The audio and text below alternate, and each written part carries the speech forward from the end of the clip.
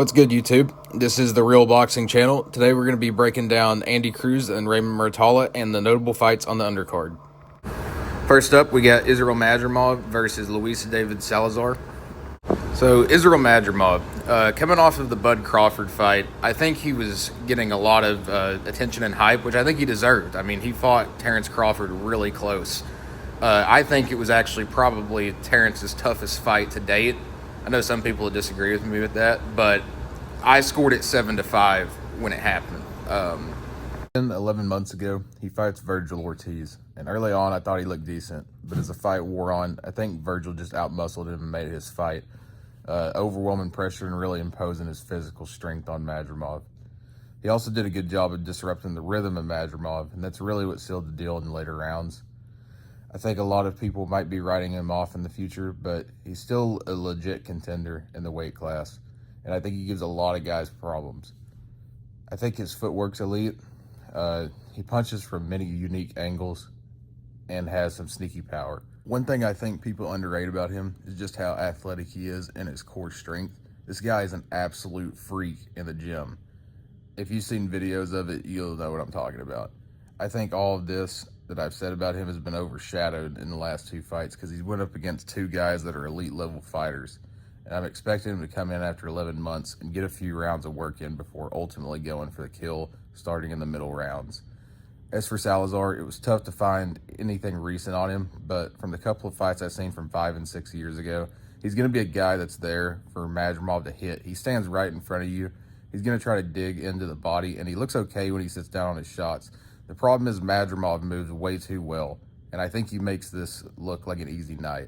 Salazar is usually fighting 6 to 8 round fights, mostly 6 rounds from what I've seen, and I think that Madrimov will just be too much for him as the fight deepens in the later rounds. I wish there were better odds on this. I don't really think there's anything worth betting here, other than if you wanted to put the Madrimov KO prop. I'm getting a minus 550 the morning of the fight. If you needed something to add to your 4 or 5 leg parlay, I would suggest adding a bet on the KO. My official prediction is Madrimov by KO in the 6th to 8th round, somewhere in there. Next up, we got Khalil Coe versus Jesse Hart. Now, I had something already recorded before I went to the weigh-in live yesterday, and I'm telling you right now, after going to that weigh-in, Jesse Hart is a very live dog in this fight. The man is fired the fuck up. Hart says that Coe has tried to find any way out of this fight, and Hart begged the commission to not cancel this fight, and I believe him. Anyway, for some analysis on these guys, if you don't know who they are, for Khalil Coe, he's an extremely gifted athlete. He's got some good power and hand speed and a very good jab when he uses it, and that's really all there is to him. When times have gotten tough for Khalil Coe, he falls back on his athleticism to get him out of these tough situations. I think he definitely redeemed himself in the second Gallegos fight when a lot of people wrote him off completely. As for Jesse Hart, he's a guy who's been out of the ring other than 3 fights in the last 3 years, but he's been in the TCL staying active. And if you know me, I have massive respect for my TCL guys like Raiko Santana, who's one of my favorite fighters to watch in the sport right now and is massively underrated. But anyway, Hart's past notable fights include Zerto Ramirez 2 times and Joe Smith. He's got a good jab. Also, I think he's got some underrated power, and I think he does have the tools to frustrate Coe a bit with his reach. I had a few questions with Hart going into this fight. His age and inactivity could be an issue, and the real question being, is Jesse Hart here to win? And I can tell you right now, after being there yesterday, Jesse Hart is here to win. If Jesse Hart can play this smart and use his tools and IQ that I think he's shown to have, I think this fight can be interesting. But I feel like this fight will be done early due to both guys trying to get the KO. That's also because I'm not the biggest on either of these. I think if I had to take a bet, I would take the under 8.5 on this fight. Both guys are coming to end it quick. Jesse Hart, he has some great value at a plus 600 money line. Do not be surprised if Jesse Hart wins this fight. I'm putting Jesse Hart in a few parlays, but my main one, I'm taking the under. My official prediction is Hart by stoppage in the early rounds, but we'll see. Next up, we get the main event. Andy Cruz versus Raymond Muratalla. You got Andy Cruz, a man with a ton of hype around his name, something major to prove to the world, and the fact that he's ready to take over the weight class. His resume is good for the short time he's been in pro boxing, and he has nearly every tool you want in an elite fighter. Andy's footwork, angles, hand speed, combination punching, countering, and defense are all at a high level. Decent power, not necessarily one shot, but it's enough to hurt. I think at times he can get a little too inactive, but it's been in rare spurts. He tends to take a little too many shots to the body for my liking on the inside, but rolls well with most anything he's been hit with. Other than the one time in the Moran fight, where I think he got slightly wobbled but recovered well for the KO. For Raymond Muratalla, good fighter, good power, and solid all around, really with an underrated jab. Looked extremely in shape at the weigh-in yesterday.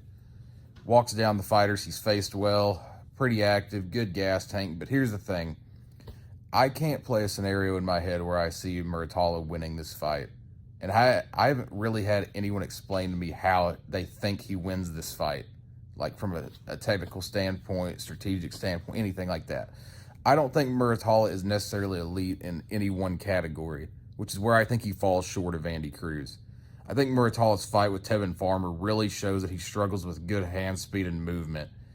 To win this fight, Raymond, in my opinion, is going to have to get up in Andy's grill and dig down to the body, which I don't think Andy will let happen. He's going to have to be 2 times as active as Andy. I think Andy uses distance in this fight and tries to win the battle of the jab and tries to win over the judges with clean and effective counterpunching. Every time Andy makes a mistake, Muratalla has to jump on it like his life depends on it and possibly steal some rounds with volume alone. Because Andy, at times, like I said, can be a little inactive. Or you have some people think he can catch Andy. I'm not one of those people. I see Andy having a good night and showing he's a level above Muratalla. I'm predicting a 117, 111, or a 118, 110 decision win for Andy Cruz. Now, the best play the whole weekend, in my opinion, is Andy Cruz money line at a minus 225. And I've seen it get as low as a minus 205. This is the play. I believe it's safe, and the odds for it are perfect for a centerpiece for your parlays. To me, there's no need to go for method of victory because the odds are too good for this money line. If you like Muratalla in this fight, all power to you, but I'm just not seeing it. I'll be at this fight card live in Vegas, the entire card. As far as your best plays and my lock for this card, the bets that I think worth taking for this card is the Andy Cruz money line and the Hartco under 8.5, which gives you a total of plus 200. My real ballsy parlay of the week is going to be Jesse Hart money line, Andy Cruz money line, and Madrimov by KO, which will give you a plus 947. If you wanted to go with the method bet for Hart, you can get some crazy good odds on that as well. This could hit, but bet it at your own risk. I'll probably throw something small on it. I'm going to add in some of my favorite boxing channels here so you can see what they have to say and give you some access to some of the best boxing minds on YouTube that you may not know or you may already know. Expect more content to come next week before Tio and Shakur face off. That being said, this is the Real Boxing Channel. Always gamble responsibly and always remember to keep it real. God bless you all.